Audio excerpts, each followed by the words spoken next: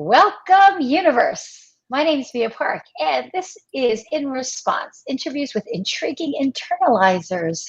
An internalizer is someone who is able to give a news report from their deep mind, their heart, and their soul, because that's where a lot of their internal processing goes to this very intense outside world. We're tuning in here live on my Facebook page, my YouTube channel, and this will also be a podcast. So thanks for watching and listening. To put context to this wonderful conversation with Erez. Today is July 7th, 2020. We are both coming at you from Chicago, Illinois, still in the middle of a health pandemic of COVID-19, still very much in the pandemic of fighting for racial justice. And Per is a Black man who is gay, married, and has been in the health and wellness industry for decades in Chicago and other places in the universe. And I have met Per. Per and I met through the yoga universe in Chicago. I don't know, probably at least 15 years ago. And Per even then to me was like, oh, this is an experienced, wise, learned teacher and practitioner. So that's how I know the fantastic Per. Always bright, always calm, always grounded. Welcome. Thank you, Mia. It's good to be here. Is there anything else you'd like people to know about you, my friend? Well, a couple of addendums, maybe. I define myself, I am a man, I'm a dude married to a dude, for sure. But I define myself as queer more than gay. Thank you. And so that, to me, the distinction is important. And I am of African descent for sure. And I use Black sometimes. What else? Yeah, I think that's it. Thank you for correcting me. You know, it's interesting. In my paradigm, to be honest, I do, I have my own bias. So thank you. Pardon me. Thank you for setting me straight on that. So now that we know more about you, let's hear about what the outside world looks like to you right now. And would you please share what your internal response is to that outside world? Okay, so outside world first. Well, as you said in the intro, we both live in Chicago. I've lived here most of my adult life at this point, although I spent quite a long time in Southern Illinois and spent my formative years down there. So I was born in Chicago, raised here, and then left and came back. And will shortly, in a couple of years, be leaving for California, hopefully permanently. So it's time for a change. So that's the outer world, I think. Living in the third largest big city has its virtues and its vices. And it's been a wonderful journey. I'm looking forward to trying something a little different in the not too distant future. The inner world for me, because I've been really strongly influenced by practices that are naturally introverted. I'm an introvert by nature, to be really honest. Although in my past life I was an actor and so studied acting and trained in that. Perhaps akin to you, right? But then very quickly got disillusioned in Chicago theater. So easy to do. Side note. Oh yeah. There are many like me. But the good thing about that is it allowed me to go back to being more of an introvert and to explore spirituality. And for me, May I pause you? Yeah. On my end, you froze and we didn't hear what you said. So the last thing we joked about was being disillusioned with Chicago theater. Yeah. So I saw that too. I wasn't sure what happened. Sorry, world. Yeah. So froze, and then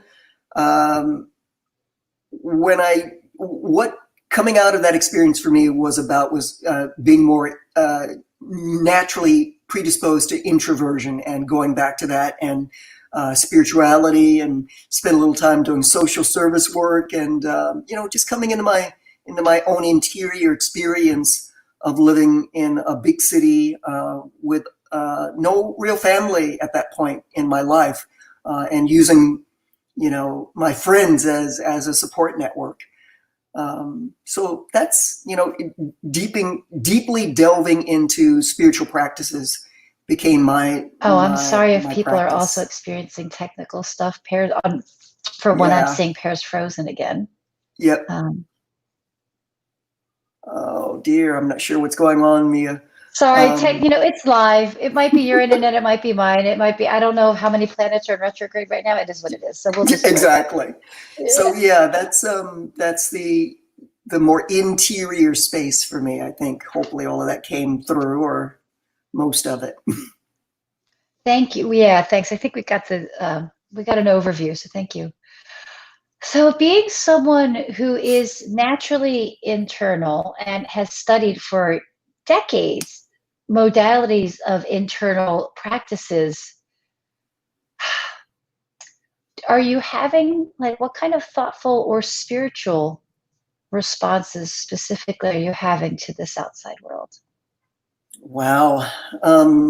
There's a lot there. 2020 is, I was joking with a good friend of mine yesterday that, if a regular bad period is like a dumpster fire, this is a dumpster fire with the mag wheels on it.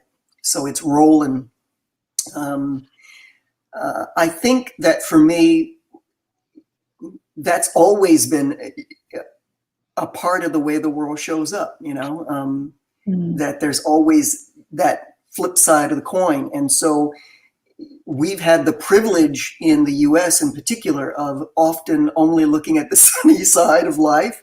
And so, a little bit of sweet rain is falling on us right now. And it's impossible to ignore the level of dysfunction that we're historically seeing right now. And this is not just about the usual suspects. It's not just about politics. It's not just about the social scenarios that we can point our fingers at and say we're pretty messed up. It's been going on for a long time, and it's just now boiled to a serious head. And like any good boil, this is a good thing. It's an opportunity to take a serious look at our long-term health and well-being, and to clean up some of the gunk that's built up for generations. So, while it seems like, it's a dumpster fire on these wheels, it's a really good opportunity to say, oh, wow, we've got some things that we could hone in on and clean up if we want to make a change. So, yeah. Thanks for that answer. I tend to be in your camp. Like, I agree with you. I think that this is long overdue. It's been happening. It's just coming to a head, and what an opportunity. So I actually want to backtrack, if I may. First of all, you identified yourself as being queer rather than gay, and I'd love to hear what what that means to you. I'd also love to hear about. So I know you said that you identify occasionally as being Black, but you acknowledge that you are of African descent. So that's a really loaded. Just you being you happens to be pretty loaded, and I would feel like in the spotlight because of a lot of attention. These kind of just who you are getting demographically. Would you mind talking more about those? Sure, I'll try. So my experience is pretty wedded to the notion that we have to be acculturated to form an identity. It's not like a giraffe right out of the womb. They begin to start to figure out how to stand up and figure out how to eat from trees that are too tall for most of us to even climb. Human beings learn how to be who they are. And for me, I had to, I mean, I came from a family of folk who were of African descent, obviously, or at least some of them were. But my experience is as a person who, that wasn't how I initially saw myself. I saw myself just as me, and I had to learn how to be Black. And I know that for some people, they're like, what? What do you mean you had to learn how to be? Well, yeah, you didn't come out of the womb, fully formed. I had to learn what it meant. And that meant that the social environment around me had to help shape my identity. And I needed something to bounce off of, and to relate to and from, to figure out what that meant for me. I think that's the same thing for me in terms of my identity, in terms of orientation, whether that's, we might just limit it to sexual orientation, but for me, again, I go quite a bit further than that, because although most people, I mean, I came out as gay at one point, clearly. That helped people to get a sense of how I saw myself. And then I realized not too much later than that, oh, really, that's quite limiting, and so queer to me, just like saying I'm Black, to a certain degree, is a kind of false flag. It describes an aspect of me, but is not my totality. And I don't think words can really describe any human fully. And yet we do need some words. So that's why if you call me gay, I will accept it. If you call me Black, yep, that's kind of true too. But the closer expressions for me are queer, because it involves more than just what I like to do in the sack and who I'm married to, and of African descent, because it's more honest about this whole American paradigm about race and ethnicity, which is, it's a journey, Yeah, it is a journey. And thank you for sharing that, because you are right. We are a multidimensional species, each of us individually, and us as individually and as a species. It's a difficult conversation, and it's hard not to label. I mean, in our hearts, none of us are labels, but communicating with, even within ourselves, is difficult. How do we communicate with other people? And the world is, especially America, it's so divisive now. Mm-hmm. And so it's like we almost, but in a way, for me, I see the labels as a tool of deconstruction for reconstruction. It's kind of like, let me understand what this is, so then we can like tear this down or build it up, or just re-understand it, paradigm shift that shit. You know what I'm saying? Absolutely. So Absolutely. talk about paradigm shifting that shit. You have been in the health and wellness industry, again, for decades, long time, very well respected yoga teacher and healer in Chicago, with many other modalities besides just yoga. So like I said, I started getting involved in yoga over 15 years ago, and you had already been here for a long time. And it's hard, again, we are advocates because we are who we are authentically. And I was like, wow, I think Pear's the only, what I saw at the time is like Black male yoga teacher in Chicago that I knew of, from my little north side, of course, mostly white yoga community, and you've been very quietly doing what you do authentically for a long time. But may I ask you what your observations have been like in the health and wellness industry in Chicago for over 20 years? Wow. Yeah. So when I first started developing my practice as a yogi, not necessarily as a teacher, I didn't even know there was a whole slew of because I lived on the south side of Chicago for a period, and then moved to the north side, and have lived here on the far north side ever since. So there's a whole generational lineage of Southside African yoga teachers who've been there doing the same work. And I began to realize, oh my God, I'm not alone. In fact, my first teacher, a woman who is kind of well known in Chicago, Hannah Hedrick, but she doesn't live here now. Her first teacher was a woman named Becky Love, who you might know. Becky Love is one of the senior African-American teachers on the South Side of Chicago, and has been, I don't think she may not be teaching anymore, but when I was just coming up, she was still teaching. So she's kind of like my grandmother in terms of the yoga lineage. But there were all of these teachers that I knew nothing about, and so once I figured that out and began to explore that, it helped me to feel like, oh wow, I'm not just this lone little dot, a little speck, as we sometimes say, a little speck of color on the north side doing this work. I can realize that there are deep roots that I can rely on if I needed to. And so that was crucial for me, I think, because there were no, when I first started, I don't think there were any, on the north side specifically, there were no African-American yoga teachers. I was really, at least the only one I knew that I can really think of to this point. And then that continued for, I don't know, 15 years. There are several now, thank goodness. And not just Black, but, there are more female teachers now as well.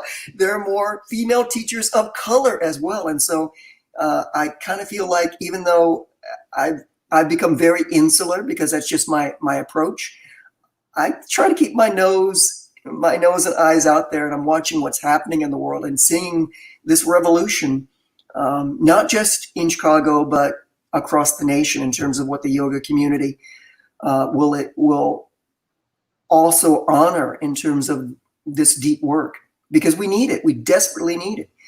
So decolonizing yoga is a really important thing, I think, not just from the perspective of POCs, but also from the perspective of a Western standpoint on what yoga means, because most of my teachers have their basis in a what I would consider a authentic practice of yoga. It's not just Western gym yoga. Don't get me wrong, that has its place, but it's not the only yoga. Thanks for that. And that was amazing to learn, that you just knowing that there were people you could connect with in a different part of the city were anchoring you as you were literally, and I would agree with you, the only Black yoga teacher for over 10 years that I knew of in Chicago on the north side. I mean, maybe there's some other out there and props, but Pear's been around for a while, especially teaching in a very, East Bank Club, yeah, which is an institution that you and I both are staff members of, and you have been there for a long time, and they do their best. But I mean, honestly, it's mostly an upper middle class white population at East Bank Club. And you there have been, like I said, quietly and steadfastly representing everything that you come with and everything that you are for a really long time in spaces like that. And like you said, you're just doing your thing authentically, but we're on to you, Per. We know you've been doing this a long time and helping a lot of people. So your installations works to keep you going and helping all of us the whole time. So thank you. I think that the thing for me is that if I don't also have some quiet time to myself, I wouldn't be able to do this work. I know there are lots of yoga teachers who are more extroverted all the time, and that works for them, but I could never get by that way. I need some quiet time, some downtime. And maybe that's because the theater thing didn't wind up working out for me. And so for me, there's a little bit of a performative aspect to what I bring to teaching. And when I'm not teaching, I don't want to be performing. I need my downtime, my regen time. And that's really important. It is so important. I think I'm reflecting on two things you just said. That one, yes, teaching in front of a group of people, as you've been doing again for decades, it does require a certain amount of energy. And there's a real performative part of that. Like I am, from the voice, the posture, plus when you're in alignment with what you're meant to do, that energy just kind of comes to you, doesn't it? I mean, there's a performance, but it just kind of comes in from out, and you're like, I'm just a vehicle here. And the other thing that I'm resonating with what you're saying is, yeah, man, we need our practice. We need our downtime. We need our practice, or else that teaching is not authentic. And then who's that going to help? Right. Exactly. Yeah. So a personal practice, and that's the interesting thing about this particular kind of lifestyle. You think, and I certainly have mentored enough developing yoga teachers now, you can see pretty quickly the folk who are going to wind up sticking with this and the folk who wind up, like theater didn't work for me, but this does. There are folk who come and yoga doesn't work for them and theater does, right? Um, and it's, I think, because there's no roots, and the root of this work is radical practice and radical self-acceptance of whatever your practice is, and for me, that has certainly evolved. Like the last 3 or 4 years, I've been studying Japanese dance, and actually, which led me into teaching some of that Buto.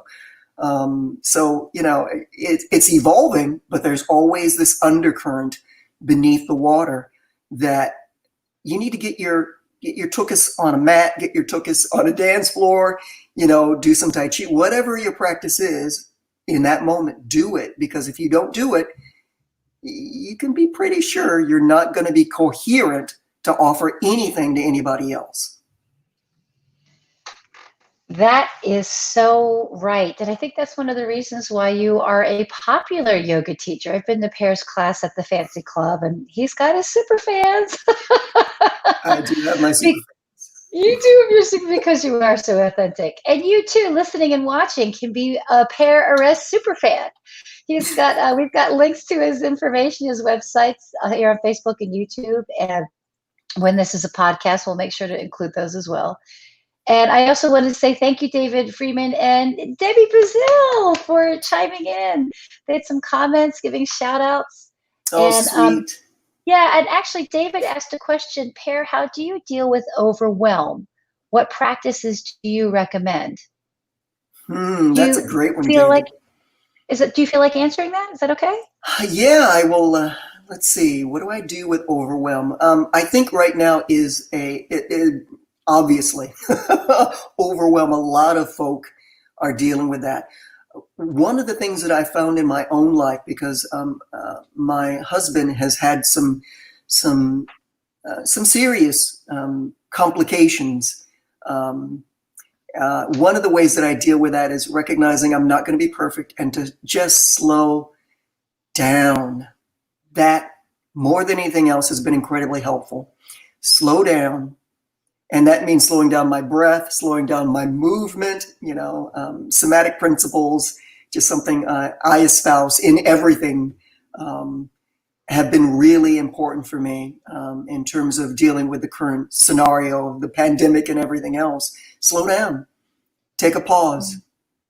Yeah. So hopefully that will help. Yeah, that's wonderful advice for David and for your everyone. And I hope that your husband is doing well and becomes well. So thank you. You as a caregiver and as a nurturer, there isn't a better resource out there for him, I think. So thanks again to Per Erez for joining us. Lots of wisdom sharing, lots of authenticity. And again, just you being you is just walking this genuine walk and obviously talking this genuine talk. So thank you. Thank you so much, Mia. It's been an absolute honor and a privilege to come on the podcast and to talk about this. Yay. So keep tuning in, everyone. We're going through. We got a lot more interesting and fabulous people like Per Erez to talk with. So thanks so much, everyone. Peace.